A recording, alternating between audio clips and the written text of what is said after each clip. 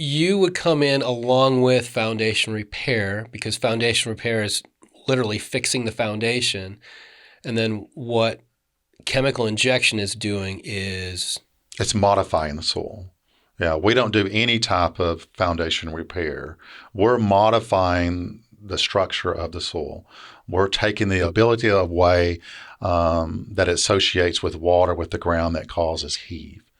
That's what we're stopping. We're going to make it where it doesn't have the ability to absorb that water and swell that ground. It's going to be more flow through that.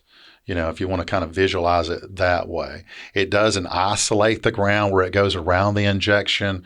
It just lets it go through it when the water doesn't react with that negative charge. Gotcha. We're modifying it.